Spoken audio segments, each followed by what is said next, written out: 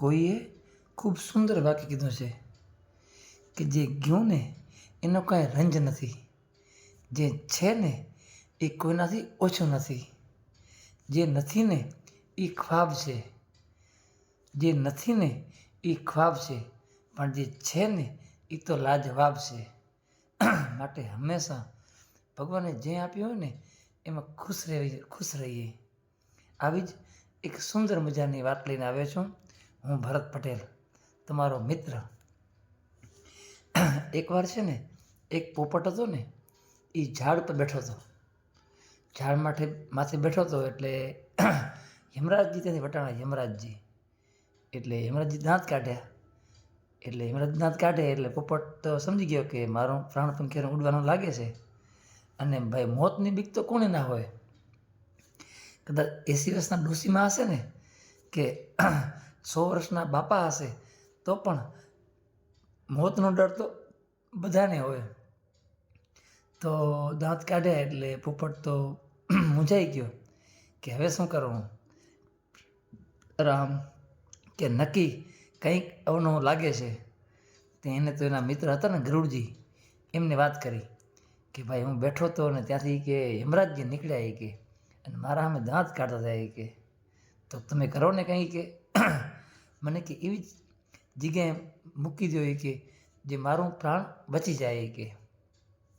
ગરુડજીના મિત્ર એટલે ગરુડજીની તો કેટલી બધી સ્પીડ હોય એમ ઉડવાની.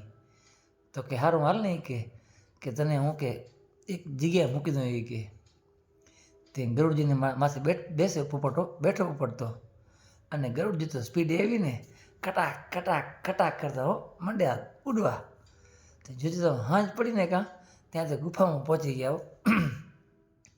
ગુફામાં કીધું કે પોપટ તું હાલો જાય અંદર કે તું નિરાતે બખોલમાં રહી જાય કે.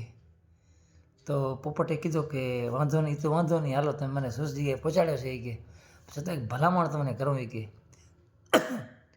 તમે કે ભગવાનના વાહન છો કે તો કે છે ને યમરાજજી મળતા જજો કે જ્યાંક મારી ભલામણ કરજો કે. હવે જે મળતો હોય ને કાં એ શું ન કરે, બચવા માટેના બહુ પ્રયાસ કરતા હોય. આપણે જોઈને કાં દીવો હોય ને, દીવો જ્યારે છેલ્લે એન્ડ ટાઈમમાંથી જ્યારે હોય ને ત્યારે પ્રકાશ ઘણો આપે. તો મોતનું પણ એવું છે, જ્યારે મરવાનો સમય આવે ને ત્યારે સમજાય આપણે બધાને પાછા લગાડીએ.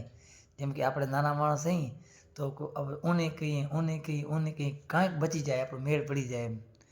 તો એને ગરુડજીને વાત કરી કે ભાઈ તમે જ્યાં હિમરાજજી કહીને જાજો કે મારી જ્યાં ભલામણ કરતા જાવ કે.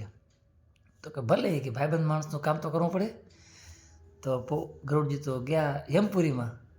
યમરાજજી બેઠા હતા અને ગરુડજી આવ્યા ને તો યમરાજજી ઊભા થઈ ગયા. એ કે આવો ને ગરુડજી કે, કારણ કે ભગવાન વિષ્ણુનું વાહન છે ગરુડજી, તો એ કાંઈક નાની હસ્તી તો નથી જ ને.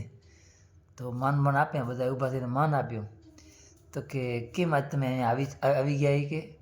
તો કંઈ નહીં કે મારો મિત્ર પોપટ છે ને એ કે બિચાર બિયાઈ ગયો હતો કે તમે દાંત કાઢ્યા હતા ને એમના સામે તો બિયાઈ ગયો હતો બિચારો કે તેને સૃષ્ટ જગ્યાએ કે હું મેકી આવ્યો છું કે પણ હવે તમને એટલી ભલામણ કરવા આવ્યો છું કે બસ એ છે ને કે ને મોત કે ના આવે ને એવું કરજો કંઈ કે. તો કે ગરુડજી વાત કહું કે તો કે વિધાતાએ છે ને કે લેખમાં લખેલ હોય કે આનું છે ને મોત કે ગુફામાં થશે કે અને એમાં કે ગુફામાં છે ને કે સાપ આનો ખાઈ જશે કે. તો એ વાત કરતા હતા, તો વાત હજી કરતા જ તાર્યા ત્યાં તો પ્રાણ આવવા માંડી ગયા. પોપટના પ્રાણ આવવા માંડી ગયા કે આત્મા આવવા માંડી ગયો એમ. તે દુઃખથી જોઈ ગયા યમરાજજી એ કે જો કે આવે રહ્યા પોપટ તમારા કે મિત્ર કે વિધાતાએ લખ્યું હતું ને કે મને એમ થયું કે આની સ્પીડ નહીં, કાંઈ પોપટ નહીં. હવે ઠેઠ ગુફામાં કેદી પહોંચે કે 10 દિવસે પહોંચે કે આજ વિધાતા ખોટા પડશે એવું લાગે છે કે પણ છે ને તમે કે ટાઈમસર પહોંચાડી આવ્યા કે એમ. મેં દાંત એટલા માટે કાઢ્યા હતા કે આની પોપટની તાકાત નથી કે આજ સાંજે અહીંયા પહોંચે કે અને આજ સાંજે મૃત્યુ લખેલા ન હોય કે. તો ત્યારે ગરુડજીએ કીધું કે અચ્છા એવું છે તો હું જ મોતનું કારણ બન્યો એમ ને? તો યમરાજજી કે હા એવું જ થયું એ કે. તો બસ આમાં પણ એવું છે, ભગવાન છે ને જ્યારે મોત આવશે ને ત્યારે કોઈ પણ કારણસર આવશે. આપણે અત્યારે સમજતા હોઈએ છીએ, દાખલા અત્યારે ઘણા જોઈએ છીએ આપણે કે આને કેન્સર થયું, આમનો એક્સિડન્ટ થઈ ગયો, આ પડી ગયા, અમને એટેક આવ્યો. પણ મૃત્યુ છે ને એ કંઈ સમય પૂછી નથી આવતો. મૃત્યુ જ્યારે નિર્ધારિત છે ને ત્યારે આવીને જ રહેશે. પણ એના વચ્ચે આપણે પ્રભુ નામ લઈએ, પ્રભુ સ્મરણ કરીએ, આપણે કોઈના દુઃખ દૂર કરીએ અને આપણે કંઈક સારું એવું કામ કરીએ, જે સમાજ સેવા હોય, જે ધર્મ રક્ષા હોય,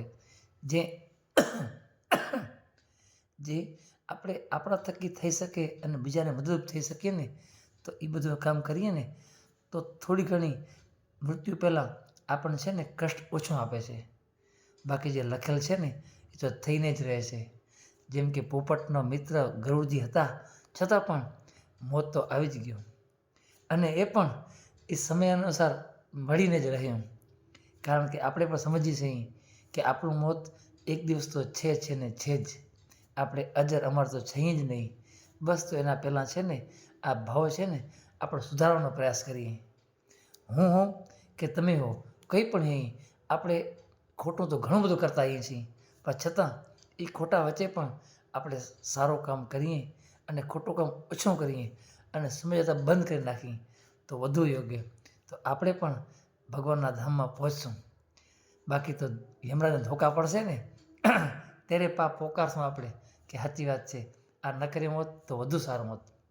માટે બસ એ પ્રભુને ધ્યાનમાં રાખી, પ્રભુના દાસ થઈ અને બસ સારું કામ કરીએ તો ચોક્કસ પ્રભુ આપણને એના પાસે બોલાવશે.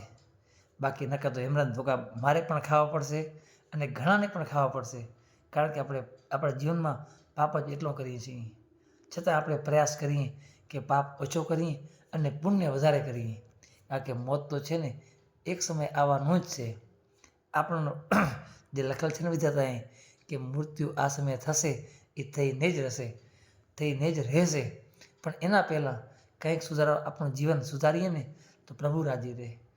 હોગા વહી જો રામ રચી રાખા.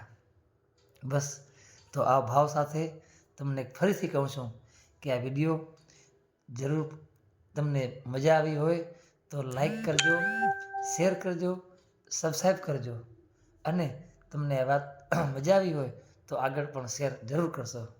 જય શ્રી રામ, હર હર મહાદેવ.